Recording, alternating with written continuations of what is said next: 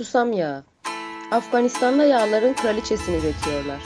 Kuzey Afganistan'da Türkmen halkları yüzlerce yıldır atölyelerinde susam ve keten tohumu ürünleri işlemek için geleneksel yöntemler kullanıyorlar. Civaz geçmişten günümüzgacha tabiiy yağları öndüren Afganistan'ın Demirkazık halkının ölmez yetmez bir da desturudur. Kıynansak da bu destur son günlerde yitme korkusu bilen yüz yüze gelmekte. Afganistan'da hem yemeklik hem de tıbbi amaçlarla kullanılan susam yağı oldukça değerlidir. Metallerle temas etmeden yağ üretiyoruz. Eğer yağ demir ya da metalle temas ederse o zaman organikliğini kaybeder. Belh eyaletinde bir zamanlar en az 80 susam yağı fabrikası varken yerel halk şu anda 20'den fazla susam yağı fabrikasının çalışmadığını söylüyor. Ayrıca bu geleneksel olarak üretilen ürünün ve sayısız kullanımının Afgan Türkmen mirasının kaybolmaması gereken bir bölümünü temsil ettiği konusunda uyarıda bulunuyorlar. Develerin döndürdüğü değirmen taşlarıyla eski usulle işlenmeye devam ediyor. Çünkü bu 100% özü halis olmalı. Bunun hiçbir koşanda olmuyor. Başka ki maşinde çıkıyor, o maşindekiler ki var, onu bilale taşlayıp kastik bilen, tizap bilen saflıyorlar.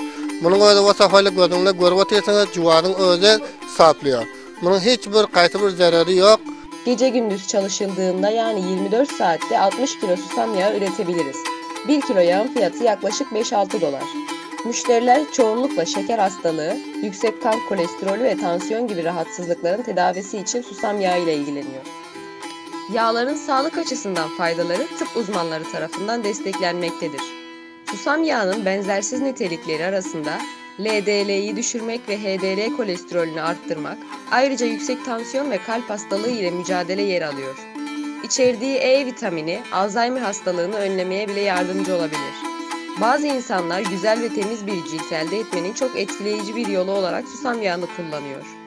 Bu kültür susam yağı fabrikaları nesilden nesile aktarılmasına vesile oldu ve olmaya devam edecektir.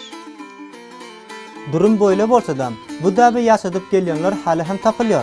Olardan birisi hem Mazar Şerif şäherindäki Çugdak bölgesinde tabiiy bitkilerden yağ öndürýän Rahmetullah Cevaz öýüdür.